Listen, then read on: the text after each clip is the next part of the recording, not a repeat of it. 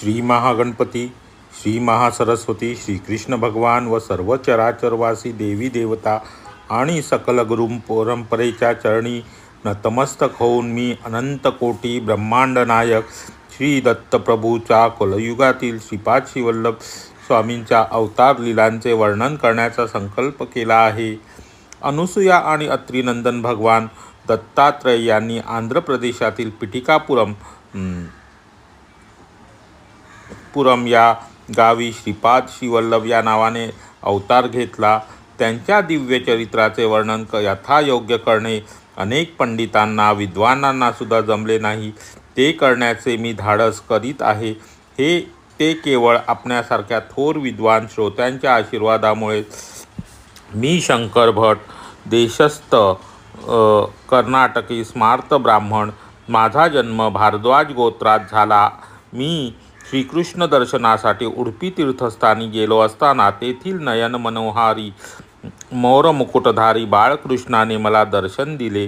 त्याने मला कन्याकुमारीस जाऊन कन्यका परमेश्वरीचे दर्शन घेण्याची आज्ञा केली.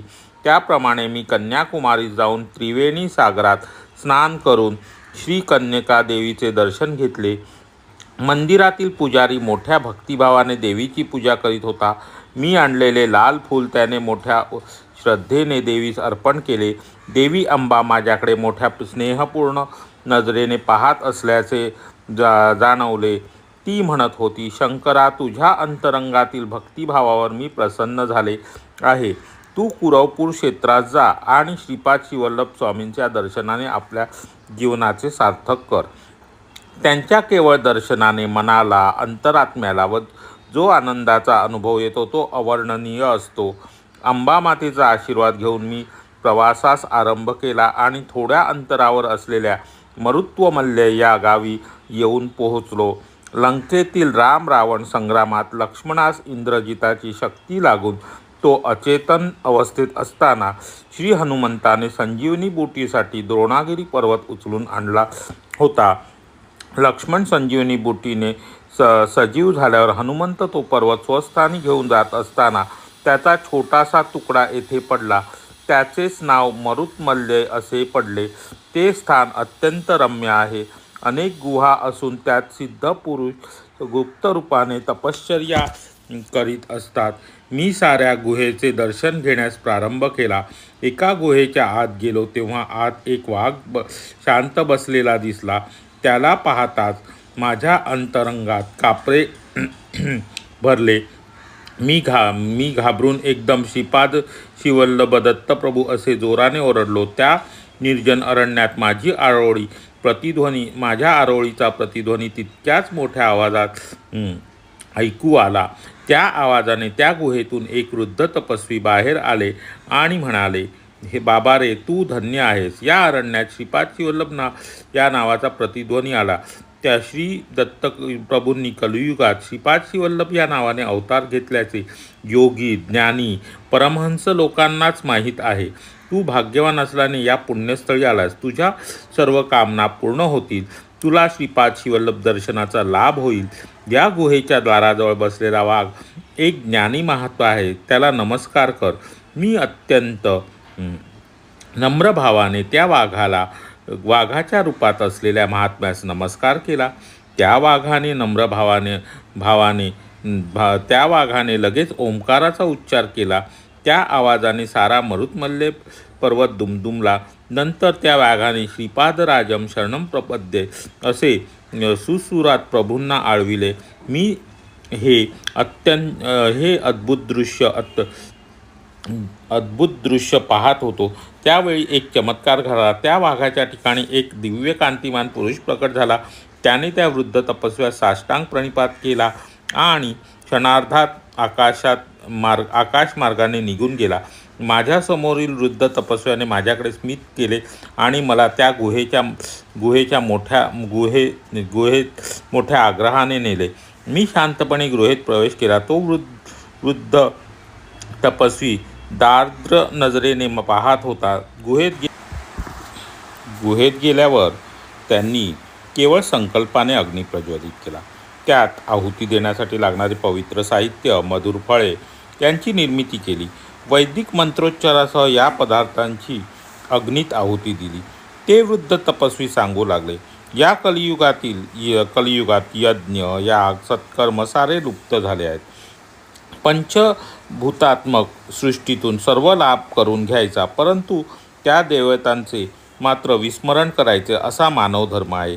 देवांची प्रचिती प्राप्त करण्यासाठी यज्ञ करावेत, त्यांना संतुष्ट करावे. त्यांच्या कृपाप्रसादानेच प्रकृती प्रतिकूल होते. प्रकृतीमधील कोणत्याही शक्तीचा प्रकोप मानव सहन करू शकत नाही. प्रकृतीमधील शक्तींची मानवाने यथायोग्य मार्गाने शांती करावी, नसता अनेक संकटे उद्भवतात. धर्माचरण न केल्यास प्रकृती शक्ती त्याची शिक्षा यथाकाळी देते. लोकहितासाठी मी हा यज्ञ केला आहे.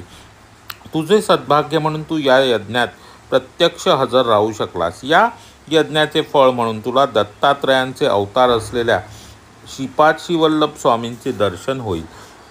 जन्मजन्मांतरीचे पुण्य फळास आले की म्हणजे असे लाभ घडतात. त्या वृद्ध तपस्व्याच्या मुखातून वाहणाऱ्या त्या पवित्र वाकगंगा प्रवाहाने मी अगदी भारावून गेलो आणि अत्यंत नम्रभावाने त्यांना साष्टांग दंडवत घातले. मी त्या तपस्व्याच्या चरणी प्रार्थना केली, ते ऋषीश्वर, मी पंडित नाही, योगी नाही, साधक नाही, मी एक अल्पज्ञ असे. माझ्या जन्मातील संदेहाची निवृत्ती करून आपला वरदहस्त आपल्या मस्तकी ठेवावा. या महापुरुषाने माझ्या शंकेचे समाधान करण्यास मनोदय दर्शविला. मी म्हटले, हे सिद्ध मुनिवर्या, मी कन्यका देवीचे दर्शन घेताना देवींनी सांगितले होते की कुरवपुरी जाऊन श्रीपाद श्रीवल्लभ स्वामींचे दर्शन घ्यावे. मी तेथे जाण्यासाठी निघालो असताना मार्गात आपले आणि व्याघ्ररूपी महात्म्याचे दर्शन झाले. ते कोण होते, तसेच श्रीपाद श्रीवल्लभ दत्तप्रभू म्हणजे कोण, याविषयी कृपया विस्तारपूर्वक सांगावे. तेव्हा त्या वृद्ध तपस्व्याने सांगण्यास सुरुवात केली. या आंध्र प्रांतातील गोदावरी मंडळातील अत्री मुनींची तपोभूमी या नावाने प्रसिद्ध असलेल्या आत्रेयपूर ग्रामात एक काश्यप गोत्रीय सनातनी ब्राह्मण कुटुंब वास्तव्य करीत होते. त्यांना परमेश्वराच्या कृपाप्रसादाने एका पुत्राचा लाभ झाला. आई वडिलांनी त्याचे नाव व्याघ्रेश्वर शर्मा असे ठेवले. व्याघ्रेश्वर मोठा होऊ लागला. पित्याने त्याला शिकवण्याचे खूप प्रयत्न केले, परंतु त्याच्या बुद्धीची वाढ मात्र होत नव्हती. त्या संपूर्ण संध्यावंदनसुद्धा करता येत नसे. एवढ्या विद्वान ब्राह्मणांचा पुत्र असा अज्ञानी, अशी गावातील लोकांची सारखी टोचणी त्याला दुःखदायक वाटे. हिमालयात वास्तव करणाऱ्या तपस्व्यांच्या कृपाशीर्वादाने आत्मदान प्राप्त होते असे त्याने ऐकले होते. कोणत्याही शुभ कार्यप्रसंगी त्याला बोलावत नसत. त्याला फक्त तिळाचे दान दिले जाई आणि श्राद्ध प्रसंगी दुसरे कोणी उपलब्ध नसल्यास, मग खूपच निकट असल्यास त्याला आमंत्रण जायचे. ही कृत्ये हीन दर्जाची समजली जात असल्याने त्याच्यामध्ये न्यूनत्वाची भावना निर्माण झाली. एका ब्रह्ममुहूर्तावर त्यास स्वप्न पडले. त्यात त्याला एक दिव्य तेजस्वी बालकाचे दर्शन झाले. ते बालक आकाशातून खाली येत होते.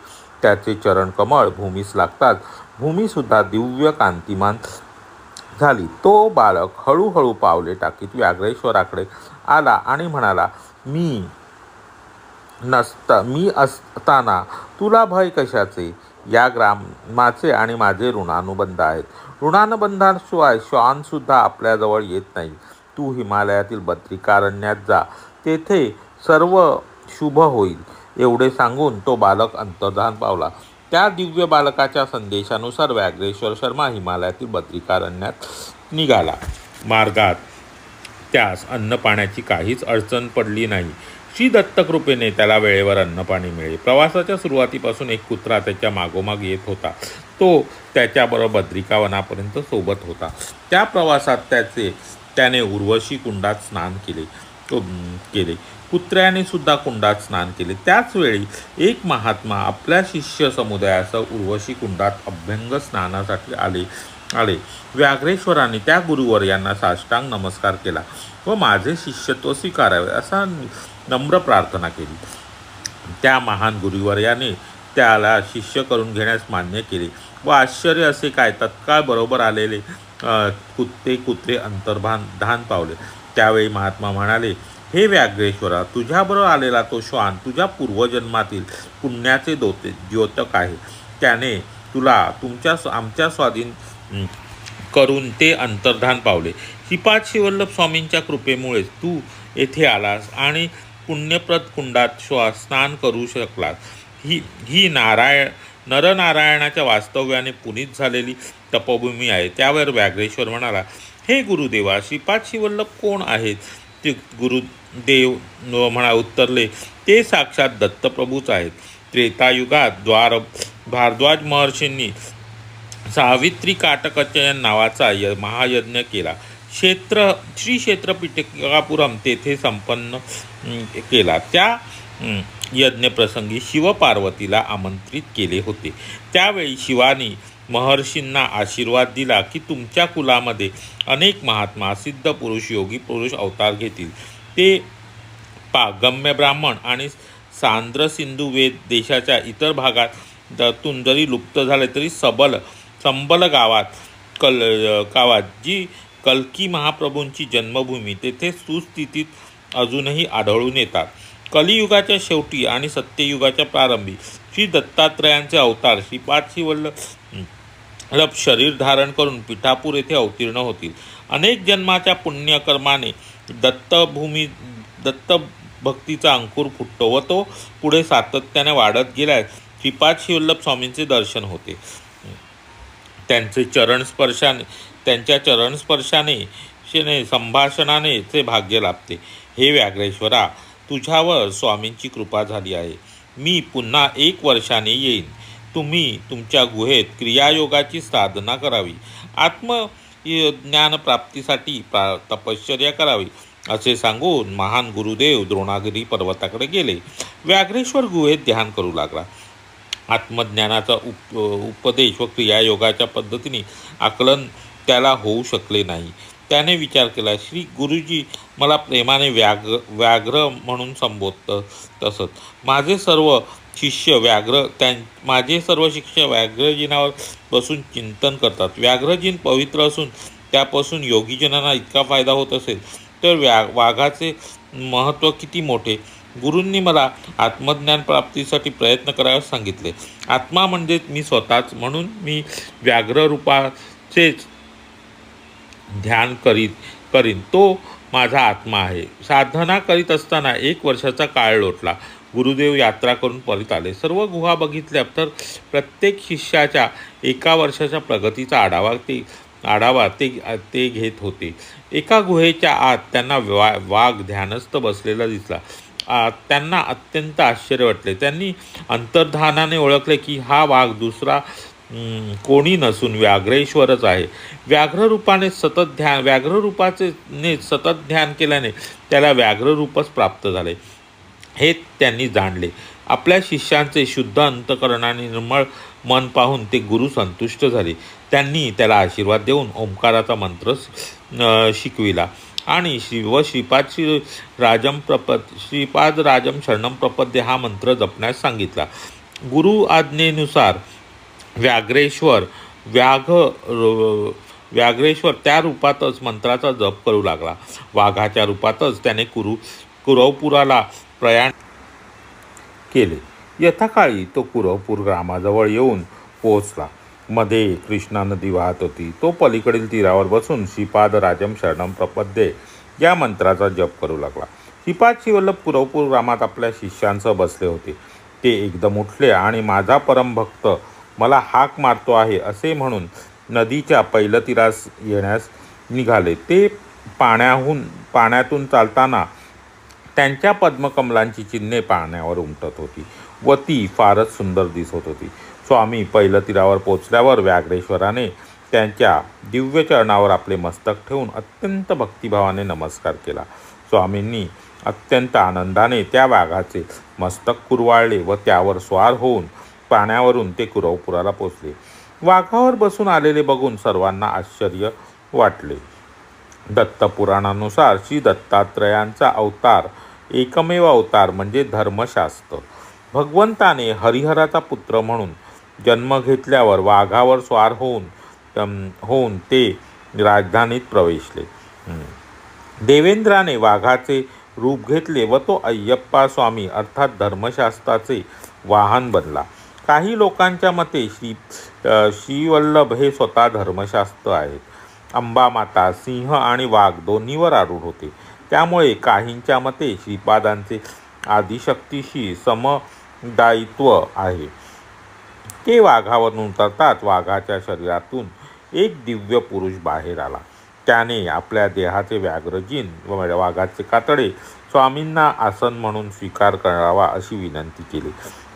तो श्रींच्या चरणी अत्यंत भक्तिभावाने नतमस्तक झाला. त्याचे अष्टभाव जागृत होऊन प्रेमभावे त्यांनी स्वामींच्या चरणावर नेत्रातील अश्रूंचा अभिषेक केला.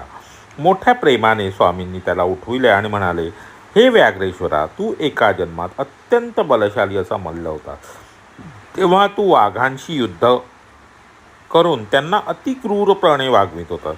त्यांना वेळेवर अन्नपाणी सुद्धा देत नव्हतास. त्यांना साखळीने बांधून लोकांच्या प्रदर्शनासाठी ठेवित होतास. या दुष्कर्मामुळे तुला अनेक नीच जीवजंतूच्या योनीत जन्म घ्यावा लागला. परंतु माझ्या अनुग्रहाने ते सारे दुष्ट कर्म नष्ट झाले व तू दीर्घकाळ व्याघ्र रूपात राहिल्याने तुला इच्छेनुसार व्याघाचे रूप धारण करता येईल आणि सोडताही येईल. हिमालयात अनेक वर्षापासून माझी तपश्चर्या करणाऱ्या महान सिद्धांचे तुला दर्शन होईल व आशीर्वादही मिळतील. योग मार्गात तू अत्यंत प्रज्ञावंत होशील असा स्वामींनी आशीर्वाद दिला. शंकर भटाने यापूर्वी व्याघ्रेश्वराला व्याघ्र रूपात पाहिले होते. हिमालयात तपश्चर्या करणाऱ्या संत पुरुषांना सामान्य लोक व इतर वन्य प्राण्यांपासून त्रास होऊ नये म्हणून ते व्याघ्र रूप धारण केले होते व त्यांचे संरक्षण करीत होता. गुहेतील तपश्चर्या करणाऱ्या संतांचे परस्पर वर्तमान कळविण्याचे कामसुद्धा तो वाघ आपल्या आनंदाने करीत असे. ही सगळी श्रीपाद श्रीवल्लभ प्रभूंचीच लीला आहे.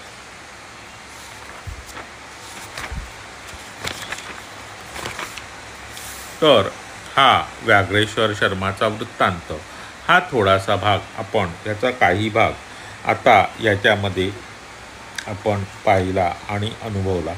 आता आपण आजपासून श्रीपाद श्रीवल्लभ चरित्राचं पारायण पुन्हा एकदा सुरू करत आहोत आणि या पारायणामध्ये मी आपल्याला फक्त वाचून दाखवेन. काही ठिकाणी आपण पूर्ण ते अध्याय वाचून झाल्यानंतर त्याचा विश्लेषण करू. पण आजच्या श्रावण मासाची सुरुवात आपण श्रीपाद श्रीवल्लभांचा जो अध्याय पहिला आहे व्याघ्रेश्वर शर्माचा वृत्तांत त्याने आपण सुरुवात केलेली आहे आणि हा एवढा व्याघ्रेश्वर शर्माचा आपण वृत्तांत आपण इथे वाचलेला आहे. आणि हे श्रीपाद श्रीवल्लभ चरित्र कोणी लिहिले तर हे शंकर भटांनी लिहिले आणि ते शंकर भटांनी लिहिलेला हा पहिला अध्याय आता आपण पाहिलेला आहे. तर आपण जे श्रीपाद श्रीवल्लभ चरित्र वाचतोय त्यात थोडीशी अधिकची माहितीसुद्धा दिलेली आहे. तर ह्या पहिल्या अध्यायाची जी अधिकची माहिती आहे त्याचा आपण उद्या वाचन करणार आहोत. तर आज आपला हा श्रीपाद श्रीवल्लभाच्या चरित्राचा पहिला अध्यायाची आपण सुरुवात केलेली आहे. तर सगळ्यांनी कमेंटमध्ये फक्त श्रीपादराजम शरणम प्रपद्ये एवढंच लिहायचं आहे. कोणताही प्रश्न किंवा काही आपण विचारणार नाही आहोत. जे काही सांगितलं जाईल तेवढंच आपल्याला फक्त कमेंटमध्ये लिहायचं आहे. तर आता आपल्याला कमेंटमध्ये फक्त श्रीपादराजम शरणम प्रपद्ये एवढंच लिहायचं आहे. श्रीपादराजम शरणम प्रपद्ये.